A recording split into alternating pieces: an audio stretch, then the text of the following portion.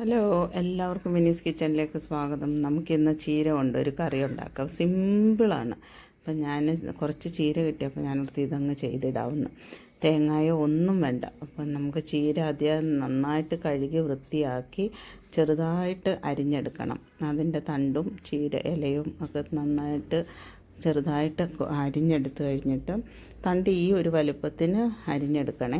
എന്നിട്ട് നമുക്കിത് ഒരു ചട്ടി, ഞാനിവിടെ ചട്ടിക്കകത്താണ് ഉണ്ടാക്കുന്നത്. ഞാനൊരു ചട്ടി വെച്ചിട്ടുണ്ട്. അതിൻ്റെ മുകളിൽ അതിനകത്ത് കുറച്ച് 2 ടേബിൾ സ്പൂൺ എണ്ണ ഒഴിച്ചു.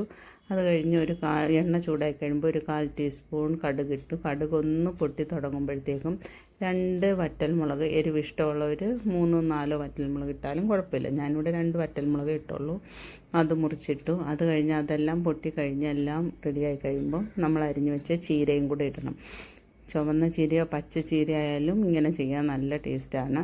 അത് അരിഞ്ഞ് എല്ലാം കൂടെ ഇട്ട് കഴിഞ്ഞിട്ട് ഇനി നമുക്ക് വേണ്ടത് കുറച്ചൊരു 1/4 ടീസ്പൂൺ ഉപ്പും കൂടെ ഇട്ട് അതിൻ്റെ മുകളിൽ ആവശ്യത്തിന് ഒരു കപ്പ് വെള്ളം, കുറച്ച് കായപ്പൊടിയും കൂടെ ഞാനിവിടെ ഇടുന്നുണ്ട്. അതും കൂടെ ഇട്ട് കഴിഞ്ഞിട്ട് അതെല്ലാം കൂടെ നന്നായിട്ട് ഇളക്കി 1 കപ്പ് വെള്ളവും ഒഴിച്ചിട്ട് നന്നായിട്ട് ഇളക്കി അടച്ച് വെച്ച് നമുക്ക് വേവിക്കാം. ചീര ഇതിന് നമുക്ക് തേങ്ങായോ ഒന്നും വേണ്ട. സിമ്പിൾ വീട്ടിൽ ഉള്ള സംഭവങ്ങൾ കൊണ്ട് ഉണ്ടാക്കാം, പെട്ടെന്ന് ഉണ്ടാക്കാം. നല്ല ഹെൽത്തി ആയിട്ടുള്ള സാധനമാണ്. ചീര ഇഷ്ടമില്ലാത്ത ആരുമില്ലല്ലോ. അപ്പം പെട്ടെന്ന് ഉണ്ടാക്കി കഴിയുകയും ചെയ്യും. കഞ്ഞിയുടെ കൂടെയൊക്കെ കഴിക്കാൻ വളരെ ടേസ്റ്റിയാണ്. അപ്പോൾ എല്ലാവരും ട്രൈ ചെയ്ത് നോക്കുമെന്ന് വിശ്വസിക്കുന്നു. ഇഷ്ടപ്പെട്ടെങ്കിൽ ലൈക്ക് ചെയ്ത് ഷെയർ ചെയ്ത് സബ്സ്ക്രൈബ് ചെയ്യണേ.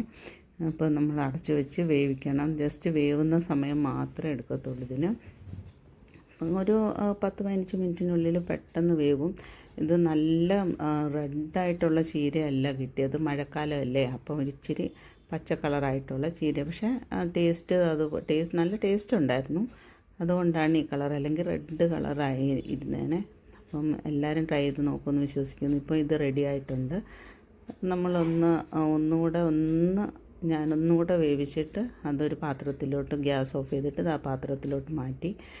ഇനി നമുക്ക് ഇത് കഞ്ഞിയുടെ കൂടെയാണ് വളരെ ടേസ്റ്റ്. കഞ്ഞിയുടെ കൂടെ പയറൊക്കെ കഴിച്ച് മടുക്കുന്നവർ ഇതുണ്ടാക്കി ഒന്ന് കഴിച്ച് നോക്കണം. അപ്പോൾ എല്ലാവരും ട്രൈ ചെയ്ത് നോക്കുമെന്ന് വിശ്വസിക്കുന്നു. ബെല്ലൈക്കൺ കൂടെ എനേബിൾ ചെയ്താലേ ഞാനിടുന്ന വീഡിയോസ് കിട്ടത്തുള്ളൂ. കഞ്ഞിയുടെ കൂടെ റെഡിയാക്കി വെച്ചതാണ്. അപ്പോൾ എല്ലാവർക്കും താങ്ക് യു.